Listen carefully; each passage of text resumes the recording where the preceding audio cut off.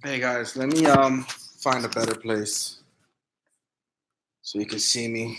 I think this should be better. Let me just see. Might be more bright. Maybe over here. Might be better. This might be better right here. Hey guys. Um, Today we're going to discuss a huge topic in the music industry, which I've seen and I feel a lot of people haven't really um, talked about the topic very well. And the topic is the music industry. Okay, topic is the music industry and how artists only receive 12% of a $43 billion industry, and this does not come to a surprise to me. I think a lot of people are shocked, and I don't know why they're shocked or in disbelief or whatever, because in all reality, the music industry has been like this for years. Sorry, I'm moving around. I just want to have a good solid you guys have a good solid shot of me. I think a lot of people don't really understand, underestimate what the music business is. And I'm going to explain and break it down to you.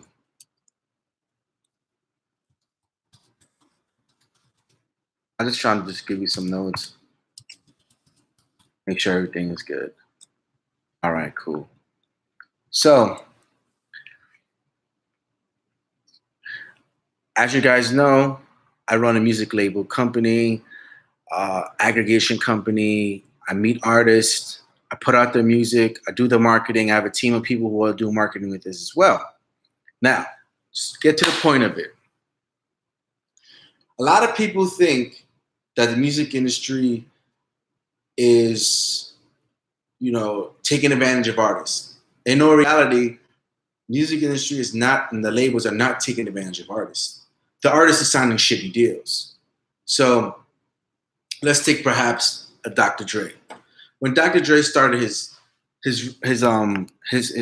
first record deals on Aftermath, or not Aftermath, pardon, with being on Death Row, he probably signed an 18% deal. An 18% deal is $1.80 per record. You don't make money off $1.80 per record. So he signed a bad deal. You don't know what his publishing was at that time. He probably gave some of his publishing away so he can just have some money, et cetera, et cetera. So this is the basis of what I think was going on with the increase as well from where they're at in 2000 until where they are right now.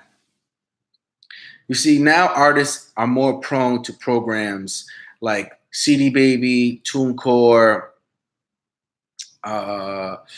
there's DistroKid, let's see, or just direct deals. Artists have direct deals, and this is something that also correlates back to Chance the Rapper.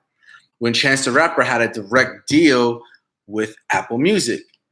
You see, you gotta understand, people say it's leverage, but if you're leveraging your popularity or leveraging what you're actually doing to get signed to a major, then you're losing. You're not leveraging nothing. You're just leveraging some money.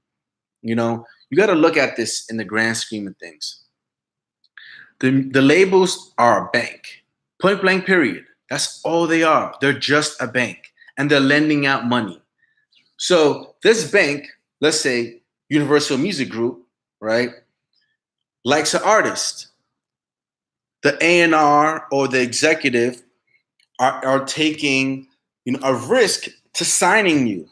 All right, this artist has 100,000 followers on Twitter, 100,000 followers on Instagram, 100,000 followers on Facebook. They have a great Tumblr. Things are moving. They have great positioning actually in SoundCloud, or if they're actually really doing themselves on Spotify, and they're building up themselves. So here comes A&R or the marketing director, whoever, comes to meet the artist and say, hey, listen, we want to do a deal with you. All right. Let's do a 3-album deal. Let's do it for $1 million. So does the artist say, hey, listen, you want something? Thank you for the offer. I'm flattered. I'm just continue building myself up. Or B, the artist be like, damn, I've been doing this for 3 years. I have my team. I've been busting my ass. I think it's time for me just to like have other people get involved to help me so I can have a bigger machine behind. So artist A can be say thank you and just keep doing what they're doing, putting out their own music, getting direct deals, because now I don't need for Universal Music Group to sign off. So let's say, example, if I am sitting down with Steven Spielberg right now, we're just chopping it up, and Steven Spielberg says, listen, I love your music. You're an amazing artist. I would love to have your music scored inside my movie. I'm like, great. How much are you going to charge me? You know, what's the rate? Oh, well, you know, this is $1 million to do these things. It's going to be commercials, et cetera, et cetera. Oh, great. All right, Steven, here. Speak to my lawyer. Let's sign it off. That's how it works for Artist A. Artist A has the actual power to do that. He doesn't need to ask a manager or ask other people. He has the power, she has the power to do this on their own. There isn't no, I need to get someone to sign off for me. So, fast forwarding, Artist B. All right, Artist B signs a deal for $3 million with Universal Music Group. Universal Music Group is an infrastructure, okay? The infrastructure is marketing, publicity, okay, and placements, which is placements within Pandora, Spotify, Apple Music, Deezer, etc., etc. Now, you have to pay these people. That's what your budget is for. Your budget is to pay these people, to the professionals, to do what they have to do. So, same scenario. You're sitting down. Steven Spielberg says, "Hey, man, I'd love to have you in this movie. You know, $1 million budget. We'd love you to sign off right now." Artist B can't do anything. He's in the contract with Universal Music Group, where he has to recoup the money that's been given to him. All right. So that $1 million is not his money anymore. That $1 million goes to recouping whatever it costs to make the record. If it's recording, if it's to pay the producers, if it's to pay the mixing engineers, to pay the mastering, this is a deduction that you have to pay. You're deducting. All Universal Music Group, Warner Music Group, EMI, Capital, all these people, all what they're doing is loaning you this money, but you don't have the actual power to sign off and execute at that time to get that $1 million, because you recoup it under that bank, the bank of Universal Music Group. Okay? So also, there's another thing that people need to stop saying. Stop saying 360 deals are new. 360 deals have been around for centuries. It's been around for a very long time. It's been termed differently, but it's been here. It's been in the music industry where, you know, like I said, this is a bank. This bank is loaning you this money. This bank can take a loss as well, a major loss. When I say take a major loss, I'm talking about you could put out an album and then flop. I spent, like I said, your deal is $3 million. Your album flop. You can't. Now you're messed up. You're messed up in the game. So you have 2 more albums to give them. So what do? All right, let's go back in the studio. Let's rework it. Let's get new producers. This is money that's still circulating. Now, it goes back to how much did you sign for in that deal? Is this deal 50-50 joint venture where you get $5 off the money? Or did you sign an 18% deal which you only get $1.80? Typically, all these deals are 80% deals, unless you're like you're like Cash Money that came in having a large chunk of a estate and a lot of artists and a lot of hits where he can leverage what he has. All right, look, I'm already popping. If you want to be in business with me, I'll have that 50-50 because I have to pay producers, I have to pay my artists down the line. So that's the reality of it. So artist B is stuck, has another album to turn in, and is in the red. No, it's in the red. You're not making no money. Now, in regards to the translation of tangible goods, which are CDs, right?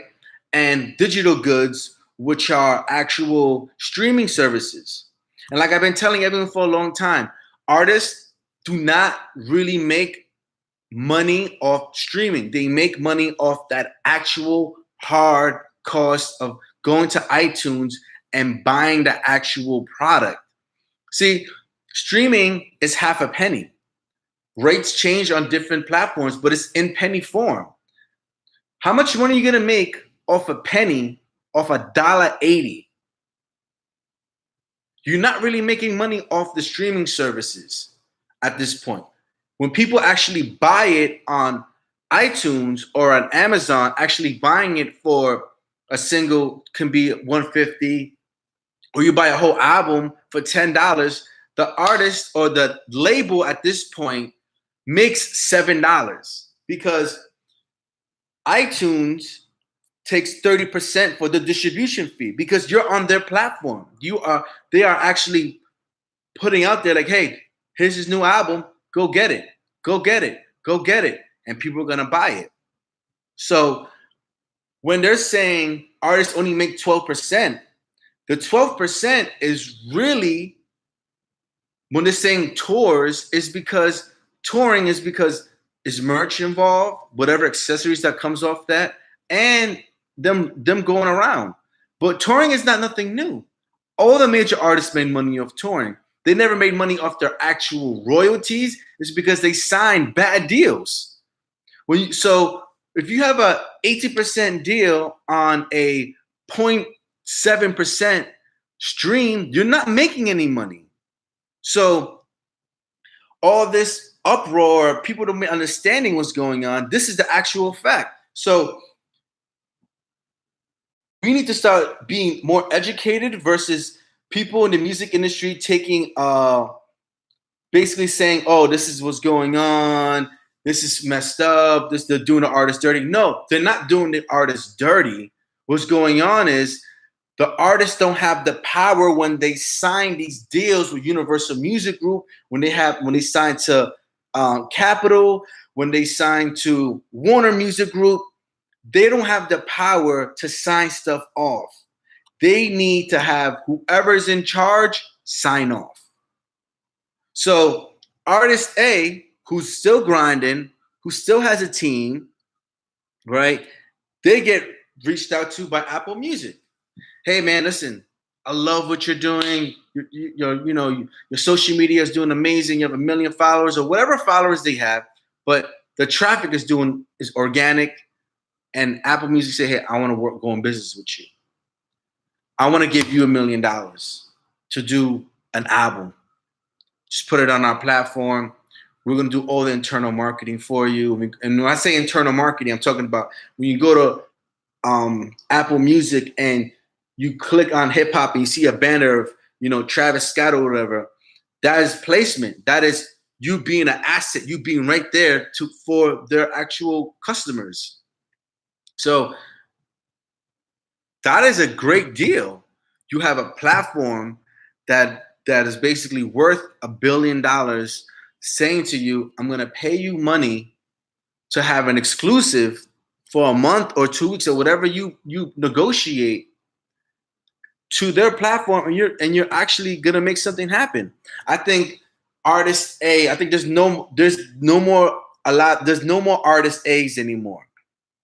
Okay, the increase comes from a lot of the artist A's, like Chance the Rapper, that people don't want to really believe that listen, Chance the Rapper has he's first and foremost, he's been grinding hard for a long time. I met Chance the Rapper at a Rap Genius South by Southwest maybe 4 or 5 years ago. The dude was buzzing, but he kept it independent because he knows the power of signing off. A lot of these artists don't listen and don't want to follow his model because it's containing work.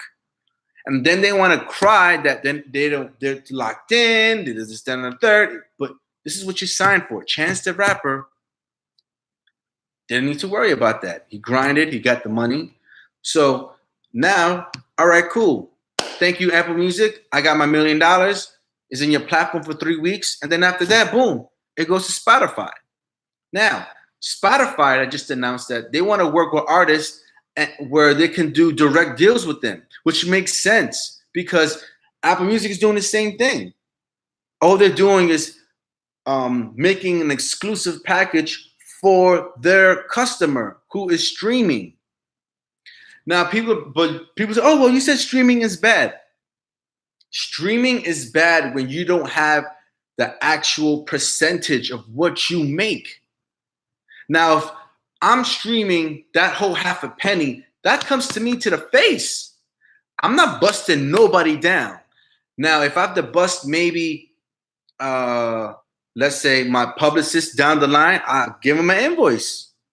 If I got to pay my touring person, I give him the invoice at the end of the month, I pay him out. But I'm getting this money all entirely to me versus getting a 50% to a label or an 18% to a label. So I'm not really making no money. I am in the red. As side artist A is in the black. It's making money off the touring, off commercials, off of whatever they want to do. And I feel like, people are making an uproar, but they're not really understanding how you make money. You make money off your publishing. Okay? If you're doing extremely well, and as artist A, like I said, and it comes down the line where people are actually saying to you, hey, listen, Warner Music Group comes and says, hey, listen, man, I would love to publish your music. I want you to be part of our Warner Music Group on a publishing end. We want to publish your music. All right, cool. Your last project sold 500,000 independently on your own. The evaluation is we might be able to give you 3 million to 2 million, for your pockets, and you recoup on the publishing end from what you made. We come collect for you. Now, artist B doesn't have that luxury because he or she probably inside that deal sold their publishing, not sold it, but had an admin deal where they take a percentage of that actual publishing. So this is the comparison between two artists. And when they say a major label is taking advantage, a major label is not taking advantage. A major label is a bank that they're investing into you. All right? When they invest into you, it's a difference now. When you're doing it by yourself and you have a strong team and a strong team that's helping you, then you guys are basically, eating what you bring to the table. And I'm sick and tired of people crying about this. And, and I've been seeing a bunch of articles and I've seen the Genius thing, and I feel like it was a joke. There was regurgitating things they wasn't really getting to the nitty gritty. I am telling you what's going on in the music industry right now. Anyone right now in the music industry will see this, they're gonna be like, oh, hell yeah, he's right. Because I know what I'm talking about. You get me? 360s have been around for a long time. They've just been worded differently, and the terms of how you carve out your situation. 360 deals are not bad. If you're a Jay-Z, if you're a Kanye West, if you're a J Balvin, and Live Nation say, listen, we're gonna give you $100 million. They know through evaluations that they're going to make their money back. So, and as an artist, be like, hey, listen, I'm gonna need that little 100,000, that 100 million. That might improve my touring. This might improve. Maybe I wanted to get an artist. Maybe the relationship they have might be able to bring me to a producer or bring me to an artist that can make my life even better. So It's a give and take. And also with 360 deals, you can carve out certain things out the 360 deal. And these are things people don't even say because these are people who are not in the music industry. They don't know. I've been doing this since 1999. I worked at Def Jam as an intern, and then after that, I worked for DMX's label. Okay, so I know the ins and outs of the music industry. So I just want to let you guys know. Please educate yourself. Please read. This is not things that happen overnight, especially in the music industry. It takes time. You have to build yourself up. You got to get a fan base, a real fan base. Not, oh, I got 200,000 on Instagram, and then when your album comes out, it doesn't balance out. You get me? If you have 200,000 people following you on Instagram and you put link in bio, and when your album comes out and you don't even get a percentage, at least 100,000 people listening to your record, then you don't have real fans. Those are just bots or just people just look at you all day. Engagement is where it comes down to at the end of the day, ladies and gentlemen. And all I want to leave you with is please research. Please understand that you guys have the power. You guys have the power, okay? Major record companies need you to survive. You have a great team, you're going to do amazing work. But you need a team that knows that it's going to be highs and lows. And that's in anything you do in life. So I want to leave you with that. Please listen to what I'm saying. Please share this. And I love to be in more discussions about this because I think people really don't understand the difference between, ownership and not having your ownership, not having your actual entitlement of making it happen. God bless. Thank you again, guys. Always a pleasure. Talk to you guys soon. Peace.